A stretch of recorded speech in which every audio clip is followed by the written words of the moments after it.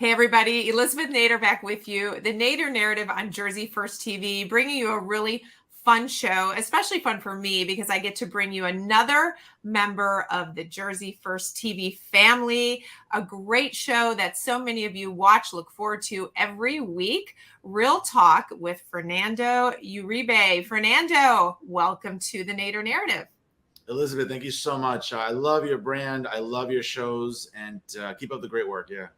Well, vice versa, ditto to you. And we were really excited at Jersey First TV when we brought you on and added your show to the mix because you've got such a unique style. First, let's start with your opening because it's the best. I look forward to watching that every week when you open your show. You've got great charisma, but there's a lot of truth to it. You are a well-respected journalist, award-winning. Can you give us your little spiel when you open your show because it's a little famous?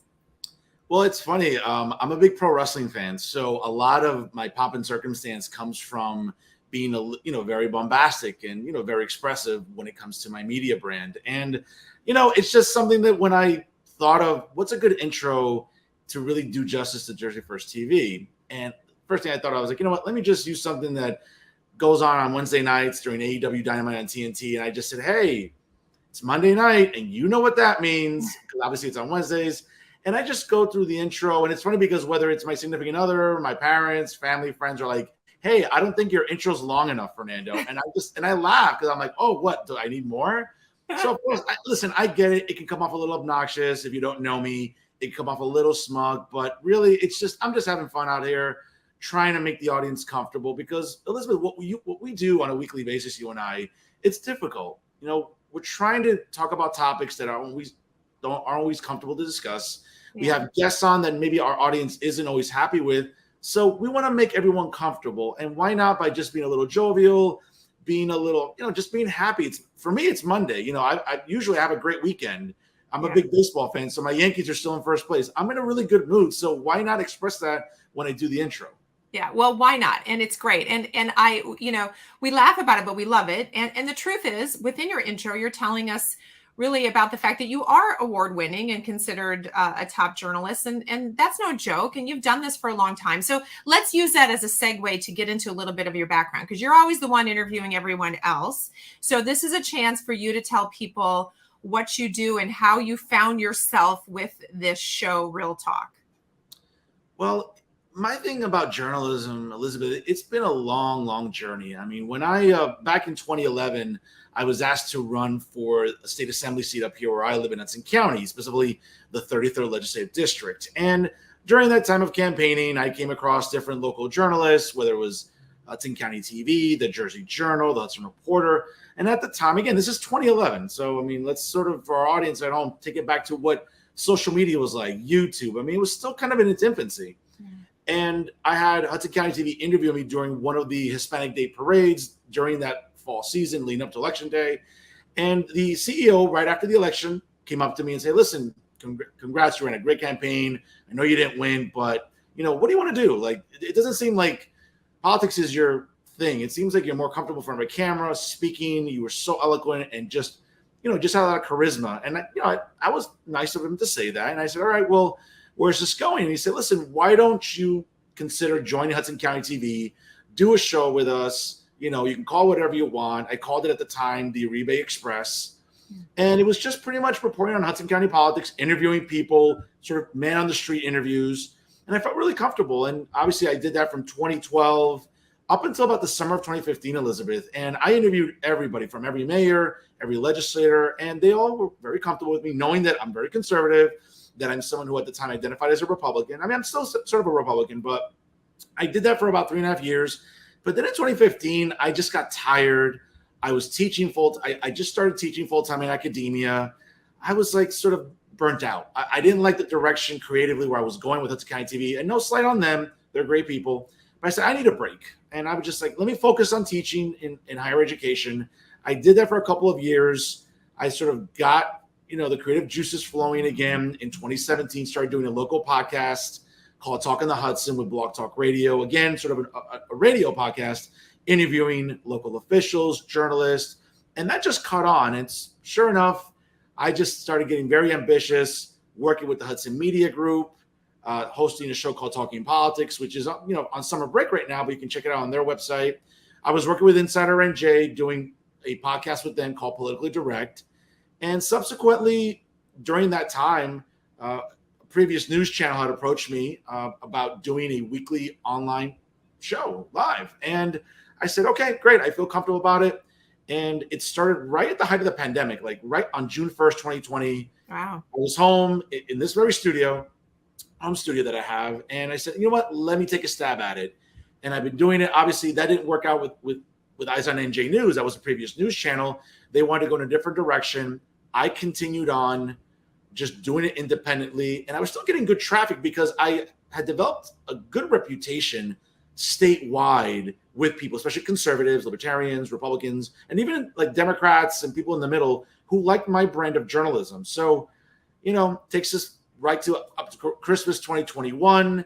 I got the best email I could ever imagine, hearing from Rosemary Becky, from Audrey Lane, and of course from yourself. And you ladies saw something in me, and I've been so grateful ever since, which is why I've continued working hard every week to get guests.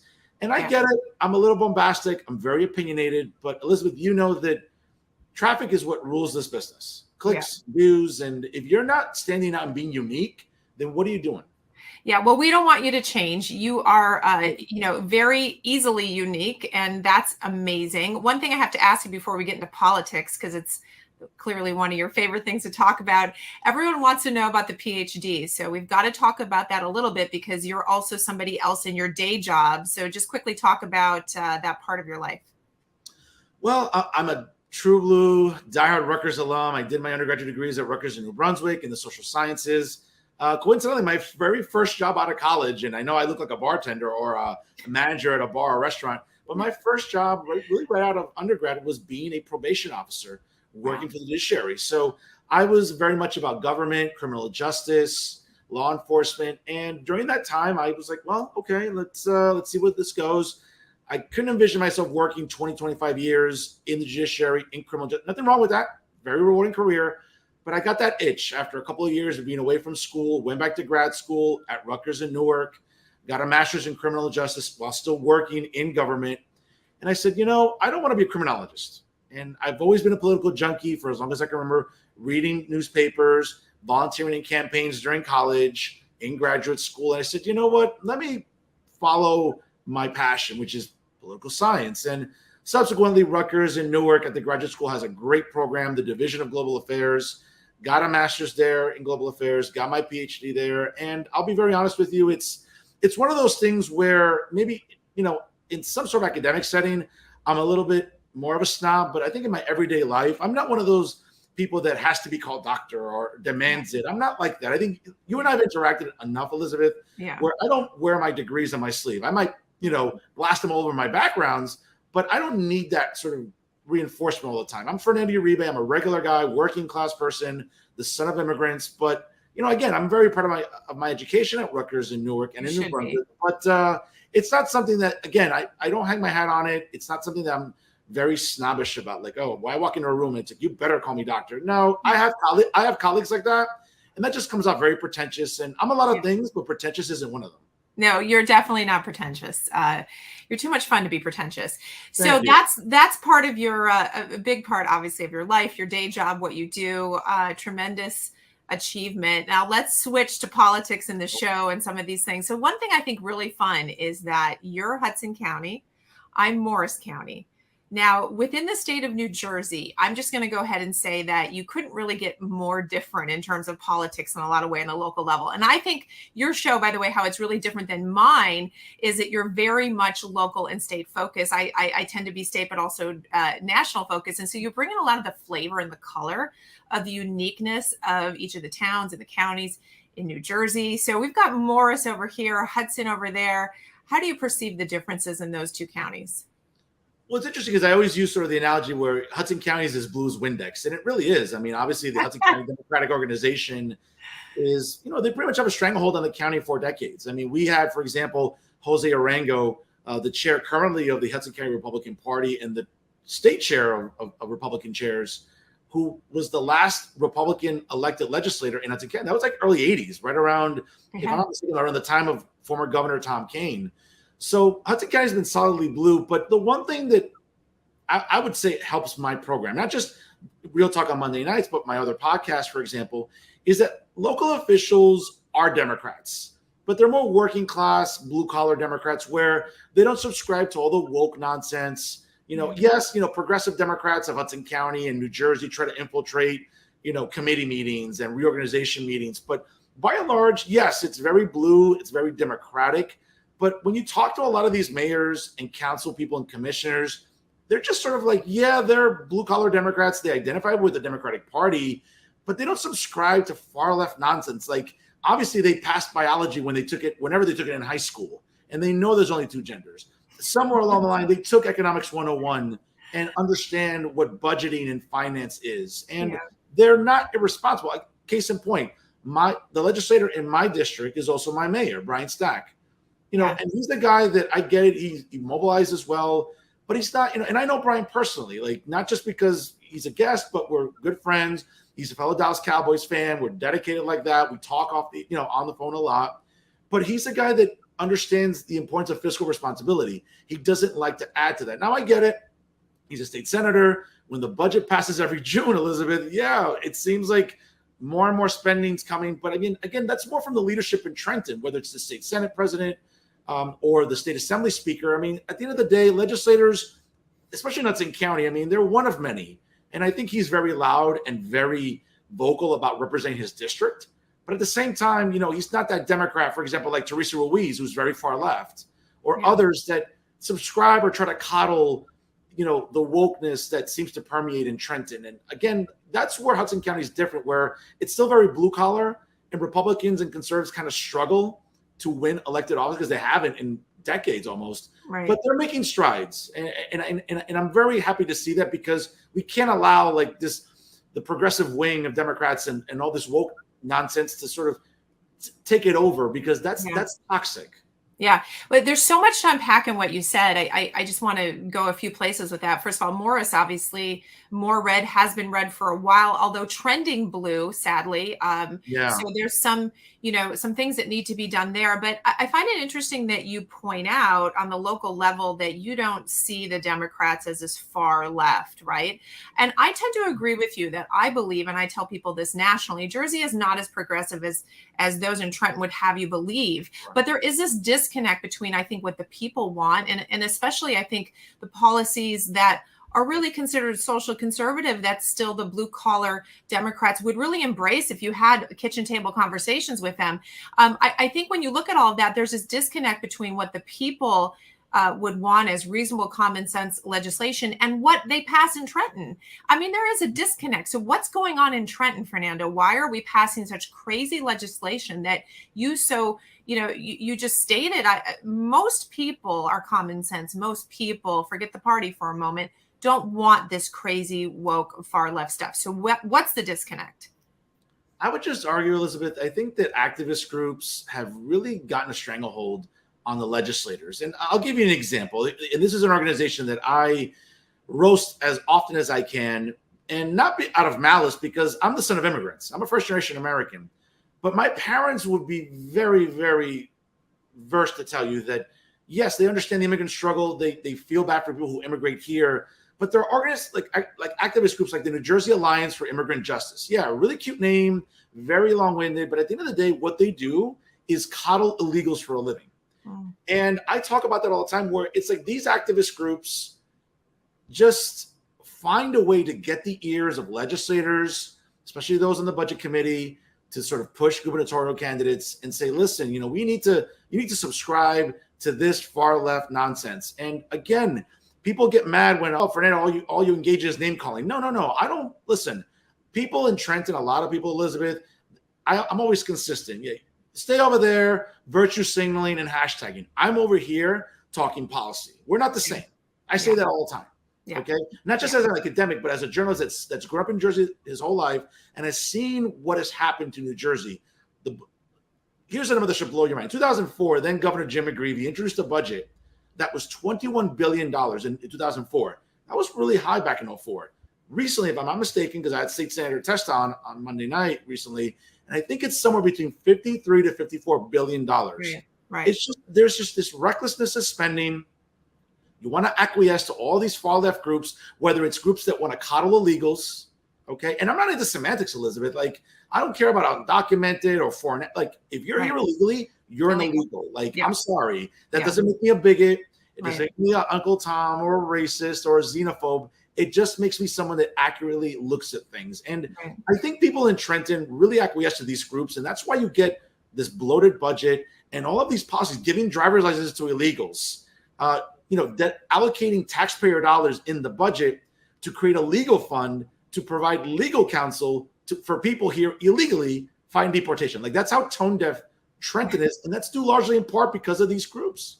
Yeah, you're so right. I think that's a good analysis, and it is tone deaf, and it's just lack of common sense. I don't know what else to say about that, but it's interesting because then I wonder, and I look at the GOP and I say, the GOP in New Jersey, what are they doing wrong here? Because we've got the Democrat Party who, as you say, rank and file, really, they want just to live a normal life that you and I want to live. They're not for these far left things, but yet these special interests has all this power in Trenton. And so the legislators go, they start to be influenced by that. I know some are pushing back, which is exciting to see. But so the GOP has an opportunity there to say to especially those in the blue collar, the working members of the Democrat Party who have been historically Democrats for many reasons, or either they're told they should be, the Hispanic wing of the party.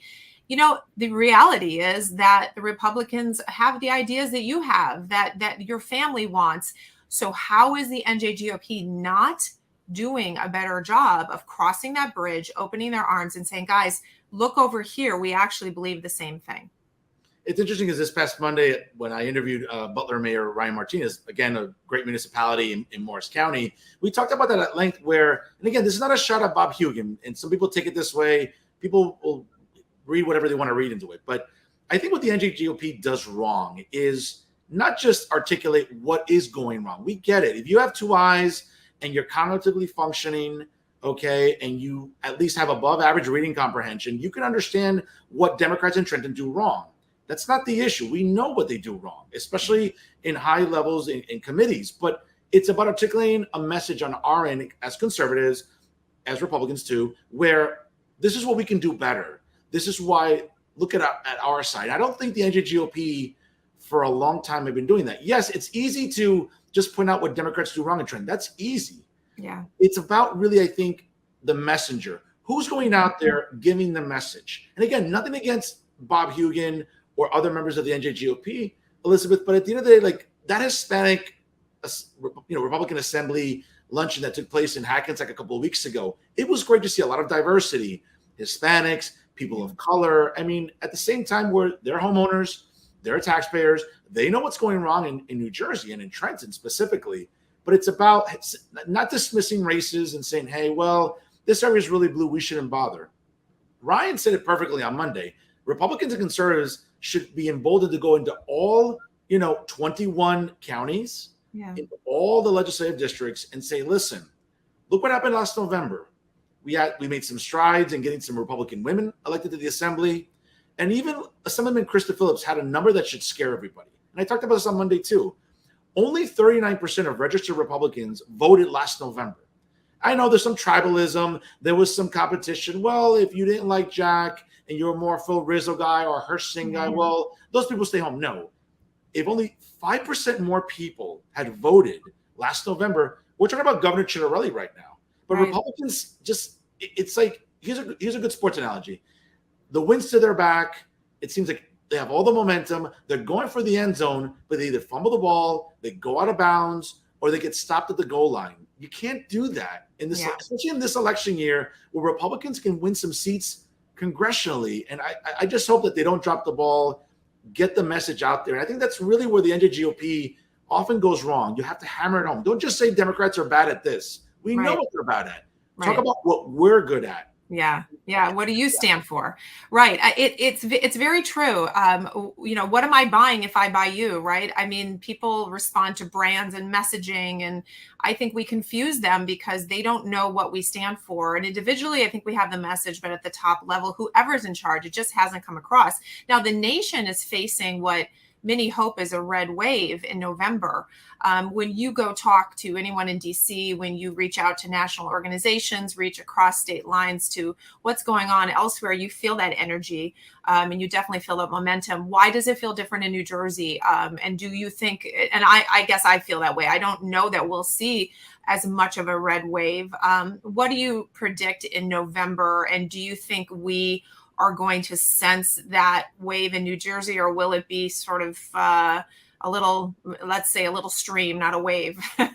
Well, I'll say this again. What Democrats do really well in New Jersey, Elizabeth, and you know this full well, obviously, is they go door to door, they mobilize, they're able to register people. And again, this is why you see these numbers. You see like a million, I believe, 1.3, 1.4 million more registered Democrats in New Jersey than there are Republicans. Right. Yes, the majority of the vote is still independents, but Republicans need to do a better job of mobilizing, going door to door. Case in point, like what Jersey First is doing, for example, on Sundays in Newark. I know Mayor Martinez told me about that on Monday during our episode. Going to talk to residents, telling that there is an option, not just the typical Democratic machine that is Essex County and Newark, but also too, this is something that's very interesting. In the last month, I've gone to 2 different Democratic organization events today because I get invited to all these things. I go free of charge. It's great. I almost feel like a local celebrity walking in there. But it's funny because when I walk in and I hear speeches, yes, I hear, hey, we have to move the Democratic Party forward. For example, in Hudson County, we need to get this person elected because we need to move Hudson County forward to make things better for residents. Never once do I hear anybody mentioning the president of the United States. You would think that a guy who, again, got 81 million votes, right, would be talked about and glorified to the moon. Where, hey, listen, I'm running because I want to work with President Biden to keep moving. Never once, Elizabeth. And the information's out there. And it's not just in Hudson County. Nearby in Bergen County, you don't hear a peep out of Josh Gottheimer talking about, well, hey, listen, I want to keep working with the president. The last thing Democrats want to do right now is evoke the name of the president or the vice president. And because it's such a systemic failure, and Republicans have to capitalize on that. And when I talk to people in D.C., I mean, for example, this Saturday at the Blexit event in Cape May, I'll be able to talk to some people, obviously, from different parts of the state, some from D.C., but it's about really hammering that point home. Yes, conservatives and Republicans do offer a good message, but it's more about the execution, the presentation. Sometimes, let's be honest, Elizabeth, we don't always have the best messengers. Yeah. I don't want to call people out by name. And that's the problem. We don't have the best messengers. And I'm not saying that we have to make every messenger Hispanic, brown, black, whatever. I'm not saying that because I hate identity politics as much as the next conservative. But hammer the point home. And I just don't think that in a year where Democrats are really vulnerable, maybe not so much in North Jersey. And again, I hope there's a red tsunami. I hope there's a tidal wave. Yeah. But I'm also being realistic. There are winnable seats in your neck of the woods, Central Jersey, and in South Jersey. Republicans need to do a good job because, again, listen, in 2018, it was easy for those people to want to run and win elections because, well, there was the boogeyman. Yeah. Say what you want about the 45th president. You ran because you were able to evoke fear with the boogeyman. You can't run on that anymore. You have to kind of pull up your pants, folks, into those Democratic candidates, and you have to win an election on your own. That's right. You can't bring the president to New Jersey to campaign for you because that's almost a near disaster. Yeah, well, 19% approval rating and probably dipping as we speak. The whole Trump situation is interesting because, we know how that plays in South Jersey versus North Jersey, and that's a show on its own analyzing all that. But one aspect of that I think is really relevant to the Republican Party is this term rhino. It's sort of overused, but let's talk about what it really means. Is that when people look at true conservatism and they say, that means that you vote in the following ways or you stand for this sort of platform, Republican in name only has been something that people are really frustrated with. And as we look at the comeback of George Gilmore in Ocean County, and we see that change in the party where maybe the conservative arm is coming back, what does that mean for those that would term some people rhinos in the party who are running, who by their own voting record, let's be honest, have not voted consistently with the conservative wing of the Republican Party. So is the party changing in that regard as we look at Gilmore and others potentially over the next few cycles of elections? I would argue that the Republican Party, I think, suffers from almost the same, endemic that the Democrats do. There's a lot of tribalism in the party. And it just seems, especially within Republicans, if you don't vote conservatively and you are consistent about that, immediately there comes the rhino. If you're more of a libertarian, if you're more of a moderate, I mean, at the end of the day, it's about winning elections and mobilizing people under your tent. I would just argue, again, I can't speak for Democrats because I'm not a Democrat, but I would speak about conservatives and Republicans where, listen, and you saw this last November. Jack went up and down the state. Are there some things Jack could have done better as a candidate? Yes. And I articulated that at length last year on my shows. However, Jack went up and down the state doing the best he could, gravitating to and trying to reach out to residents, trying to win independent voters, which he did. But at the end of the day, there was so much tribalism in the party. Well, Jack believes in this, and Jack isn't pro-life, and Jack isn't really pro-Second Amendment, or Jack is not, against woke curriculums in our public schools. I mean, again, it's that tribalism hurts the party. It hurts the brand, it hurts the message, where at the end of the day, Elizabeth, we are at a stark disadvantage. As I mentioned before, 1.3, 1.4 million voter disadvantage against Democrats. We need to win over independents. And you don't do that by being tribal. Okay, is every legislator, both in state or federal, always true to their platform? No, we know that. Both parties are guilty of it. But the idea that, well, if you're not a conservative by my checklist, then you're a rhino. I think we need to get away from that. Again, that's systemic of tribalism within politics. And we have to get away from that, because all it does is hurt the party, because our backs are already up against the wall.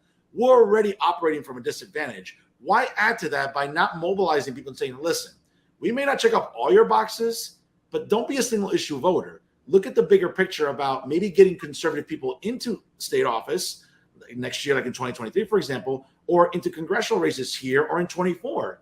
I just think it's really frustrating for someone like me who's a conservative, a real fiscal conservative, and to some extent, maybe a social conservative too, that, hey, I look at the bigger picture. I want to get fiscally irresponsible Democrats out of office. And whatever that takes, I'm game. Yeah. Well, the flip side to what you're saying, and I hear you loud and clear about the tribalism, and I think it's a very valid point. You look at the Democrats; they have a tendency to back each other no matter what. We have a tendency to, fight with each other. But the other side of the coin, if we're saying, hey, stop with the rhino, talk, the other side of the coin is Trump, because if he ends up being the nominee in 24, then isn't the same argument to the people in the state like, hey, guys, this is our nominee, we have to get behind him. I'm not so sure that you're going to get, all the takers you want on that. Is that not the other side of the argument? If we're going to stop with the rhino baloney and all of that and say, we're going to come together and, not split, then what do we do if Trump ends up being the nominee? I would just argue again, and it goes back to my argument about tribalism. I think we have to sort of put it aside and say, listen, there are a lot of things I don't like about the 45th president, but policy-wise, I was a fan. I was a fan of Supreme Court justices. I was a fan of economic policies. By the way, I was a fan of criminal justice reform, which I don't think he got enough credit on. Yeah. But I would argue that Republicans, whether it's the state party or voters, have to sort of look at, listen, where's the direction of the country? We may not be in love with this guy. And I'll be very honest with you, Elizabeth, I don't think he's going to be the nominee. I think that what's going on in New York, not Washington, not this January 6th farce and clown show. Not that. From people I talk to in New York that I have, and from really good sources, I just get the sense that what's going to happen to him in New York, whether it's about tax evasion or some other financial discrepancies, I think that is what could get him in trouble legally. And if that's the case, again, I'm not an attorney, but if he gets indicted for that, I would think that might prohibit him from running for office. So I'm really about Ron DeSantis. I think he's going to be the nominee. I think, again, would I like Trump to be the nominee? I wouldn't mind it. But I'm being realistic from people I talk to in New York that because of what's going on in the Empire State, an indictment could prohibit him from running. Again, I think that's what the law states. I could be wrong. But if that's the case, warming up in the bullpen is Ron DeSantis. And what are you going to say about Ron DeSantis? He's a great governor, governs very competently. I think that Republicans have to sort of take a look at, well, again, the checklist. What am I willing to? It's almost like, I hate to say this, and it sounds very misogynistic, but for all the single guys and girls out there, when you start dating, you look at your partner, potential partner, you look at the checklist. What am I willing to put up with? What am I willing to endure? As opposed to, well, these are the great things that he or she brings to the table. And then you make a decision. I think that's the same thing that voters tend to do, I would argue, should be doing when it comes to candidates. And I think that's what's going to happen if Donald Trump is the nominee. And even if he isn't, I think maybe Ron DeSantis isn't your brand of Republican. Sure. Think about the alternative, and it's scary. So keep your crystal ball out for a moment as we wrap up, because we're talking about 24, but I just want to go through a few quick things with you. So 23 is big in New Jersey. It's 120 seats, and it's the last time for 4 years that Senate is up. So whoever wins in Senate is there for 4 years. So are we gaining in Senate, and are we gaining in Assembly in 23? Yes or no? Yes. I'll say this much. I think that incrementally you'll be seeing some gains. And at the end of the day, again, it goes back to the premise about Democrats having a bigger voter registration block and just the way that they mobilize, not just Hudson County, but the Essex County machine and Middlesex and Mercer, and as well as Union, in Camden. These are very strong machines. I don't mean structurally. I mean, at least from a voter representation block. I think that they do a good job of mobilizing. However, when you look at what Edward Durr did, again, and a shout out to Steve Cush down there, a great operative, getting him elected, his ticket elected, and you saw some gains as well. I would argue that Democrats are still going to maintain majorities in the state Senate and the Assembly, but that majority is going to continue to get shaved off, Elizabeth. I'm telling you right now, I could see some gains next year, maybe a couple seats in each chamber. And little by little, again, if Republicans are smart with the way they convey the message about excessive spending, all these pet projects, growing government, that's the message you can bring to the table and win over independents that usually say, well, my vote doesn't matter. No, it does matter. Look what happened last November. Yeah. They can get people to come to the polls. There's a lot of red meat that the Democrats have given us and that Murphy has given us over the past 2 years. I mean, my goodness, if you can't make something out of that, I don't think you ever can. So, all right. So we gain a little bit in 23. So 24, we sort of talked about. Let's make an assumption, whoever the candidate is, let's just say that there's a Republican president who wins in 24. What does that signal, if anything, for New Jersey for 25? And will you predict now that a Republican wins governor in 25? I'll say this. I think that a Republican most likely should win in 24. I don't know what will happen. I hope it does. But if it does, I would argue that it's a really good shot for the Republican, whether it's Jack Ciattarelli, whether it's Michael Testa, or whoever else, to win in 25, because what we'll be seeing the end of an 8-year Murphy administration and what's happened under Murphy. And the idea that he wants to run for president is just foolishness, because we all know that, I get it, Woodrow Wilson is the last and only New Jerseyan to ever win the presidency, and that record will stay intact. The idea that I think that what Murphy has done to the state, whether it's through COVID, bad fiscal policies, that's going to catch up to the Democratic nominee, whether it's, in my opinion, I think it's going to be Ross Baraka, the mayor of Newark. I'm calling that right now. Okay. Yeah, I would say it's either between not Mikey Sherrill. Not Mikey Sherrill. I'd love to see Mikey Sherrill lose later this November, but it seems like she could have a chance to win. I think that's a race that people are very understanding. I think Paul DeGroot has a chance to unseat her. Agree. I think that's one of those dark horse races. I would argue that if people aren't happy with Mikey Sherrill and acquiescing to Nancy Pelosi and the president, but I would argue that Ross Baraka is probably going to be the nominee. And all we're going to be seeing is a continuation of Murphy policies. I think that's a chance that's ripe for a Republican nominee to come in here, because I think there will be a Republican president, and that could trickle down into a Republican winning the governor's seat, which doesn't tend to happen too often. Normally, Democrats in the White House, a Republican tends to win in the gubernatorial. That didn't happen. I think in 25 that changes drastically because of the direction the Democratic Party is taking, not just nationally, but Elizabeth, here statewide. I know Phil Murphy; he's a nice guy to me. But if you have two eyes and you can read, and you're cognitively awake, you know that these policies are dooming New Jersey. That's right. Whether it's the budget, whether it's this supposed surplus, there's no surplus. It's not like we budgeted in. Oh my God! Now look how much we saved. We didn't save any money. We borrowed it. Exactly. So I think that Republicans have a really good shot next year in 24 and in 25 to make some serious gains. But again, it's about the message. get the right messenger out there to articulate what is painfully obvious to New Jerseyans. Well, I'm going to go ahead and say it's a great time to be a Republican or an independent in New Jersey. And I say to the Democrats, it's a great time for you guys to take a second look at us, because we'll get our act together. We've got some great messengers. They just need to come to the top of the pile. So it's going to be very interesting to see what happens in the coming years. But listen, Fernando, you know, I could talk forever. It's great to hear your viewpoint of everything. And I know every time you have a new show, you gain another viewpoint from another really interesting person in the state. So I encourage everybody to watch you. You're live Monday nights. What time? 6 p.m. Eastern time. 6 p.m. Eastern time on social media, on Facebook, but also jerseyfirsttv.org. And so to my audience, guys, go ahead and make sure you're watching this, because you will have so much fun getting Elizabeth, real quick, I'm sorry to interrupt, but this Monday will be especially interesting because I'm gonna have Paul Mulshine from the Star Ledger on, and I know for a fact that he is not taking too kindly to my characterization of the Star Ledger. Colleague Tom Moran and others that work there. It should be a very interesting episode on Monday, because I'm not holding back against fellow journalists. Well, we love that about you, and that you're willing to face the fireworks and create some. So that's what makes your show so much fun. And I know you've got a very dedicated following. So anybody who's listening now hasn't seen it, guys, make sure you tune in Mondays live, 6 p.m. Eastern on Fernando's page on Jersey First, jerseyfirsttv.org. You can find it in a lot of places. Fernando, thank you so much. You know, we need to do this once in a while. So we'll plan it again, maybe after the elections, and see what we have to talk about after November 8th, because that's going to be an interesting day. So Fernando, thank you again so much. And thank you for everything you do. Absolutely. Thank you more for the invitation. I'll come back anytime. Text me. I'll tell you in the moment. You got it. All right. And to my audience, guys,